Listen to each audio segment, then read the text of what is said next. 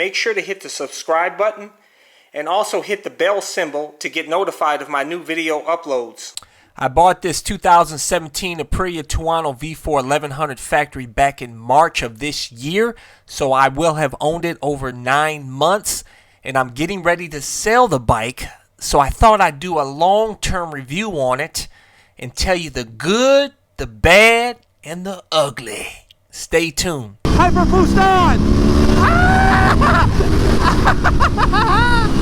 Let's go for a ride.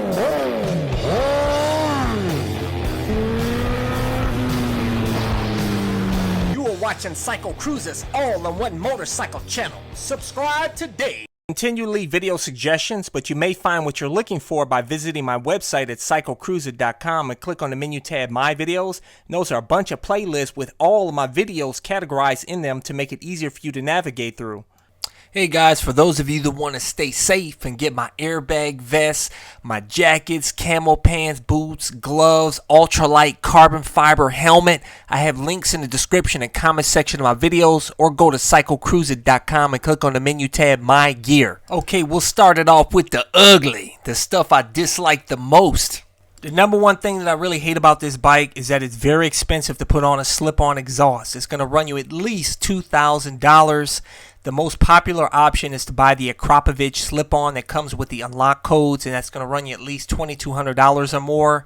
If you want to go with any other exhaust, you got to change the stock ECU to a race ECU that costs at least $730, or you can send the stock ECU in to AF1 Racing for $250. Or you can reprogram it yourself with special cables if you know how to do that, but you run a huge risk of causing some problems. And nearly all of the slip-on exhausts for this bike run anywhere from $900 or more. And I find that the short slip-on exhausts are extremely loud. And the longer slip-ons are not loud enough. I have yet to find an exhaust that was the perfect note and not too loud. And I like loud exhausts, mind you. But the short ones are too loud for me on this bike. However, I will tell you the stock exhaust does sound much better higher up in the RPMs. Oh, man! But at low RPMs, it does sound scooter-like. But I've come to appreciate it, and you know what? I'm just too darn cheap to spend a ton of money on an aftermarket exhaust just for sound. Another thing I really hate about this bike is that it can throw an urgent service alarm, which basically puts the bike in limp mode and limits the RPMs to 3,000 RPMs or lower, and you have to use the lowest gear to be able to creep home. This happened to me when I first rode this bike, and it really freaked me out. Please get me home. I don't want to walk this home. Let me pull over here. This is bull, man. Bull. When I took it to the dealer, he reprogrammed it, tightened the battery cables, and I haven't had a problem since, but that experience really sucked. Another thing that sucks is I only get 27 miles per gallon average with this bike. I think the best tank I've gotten is maybe 120 miles out of a tank. And there's no fuel gauge, so when the fuel light comes on, you better get to the gas station real quick. And some other trivial things that I really hate is that this bike has no trunk space, which is not a big deal though. This bike comes with a ton of warning stickers. I think I counted like 8 warning stickers plastered all over the bike that are extremely difficult to remove, like the worst ever.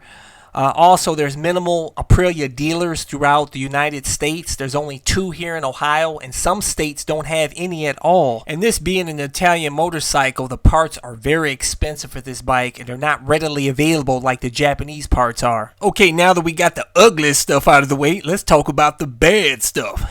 I'll tell you something, this bike gets pretty hot, and on summer days sitting at a stoplight, you can get roasted. But I welcome the heat in the wintertime. Also, the ride-by-wire throttle feels a bit artificial. When you get on the throttle, there's a very slight lag where it makes it feel unnatural, unlike a cable throttle. When it comes to this premium Olean suspension on this much more expensive factory Tuono, I must say the suspension is not premium on the street to me. When I go over bumps, it's a bit harsh. Feels good, boy. Woo! damn, I hit a bump there in the road, man. It almost set me up for a real effed up day.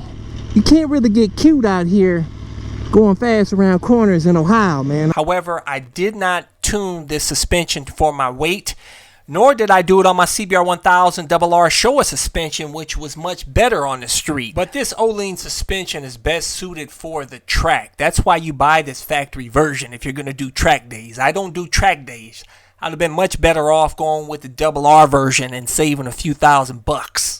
And the same goes for the Pirelli Diablo Super Corsa tires that come standard on this bike, which wear out really fast. I only have 1,355 miles on my bike, and these tires need to be replaced already, and they suck in rain. In my opinion, you're much better off going with the Pirelli Angel GT tires that I had on my CBR that last a long time, and they're good in all conditions. And I have a link to those tires in the description and comment section of this video. And I'll be really honest with you guys, the riding position on this bike is not optimal. Even though it has handlebars that put you in a more upright seating position, you're still in a sporty position where you're leaned forward, and the pegs are in the exact same position as my CBR 1000 RR, where they're high up and farther back. So you're in a more Superman position, but not as bad as other super bikes. So it's going to be more comfortable than other super bikes, of course, but it's not going to be nearly as comfortable as like the KTM 1290 Super Duke R or the Yamaha MT10. So you might want to consider that. And another thing that may be an issue for some of you is that the rider modes on this bike, the sport mode, track mode, and race mode, do not reduce the power at all. All three modes are at full power but have different engine braking levels. The sport mode has the most engine braking, the track mode has less engine braking, and the race mode has the least amount of engine braking. So if you're looking for a bike that you can switch to like rain mode and it reduces the power a bit, this bike doesn't have it. And some other minor issues, this bike has old halogen lights. I mean, come on, 2017, and it doesn't have LED lights. Even the new 2019 and 2020 Tuono doesn't have LED lights, which is absolutely ridiculous, but not a big deal. But these lights are not optimal at night, but I don't ride at night, so it's not big of a deal. Also, the tachometer kind of jumps around a bit.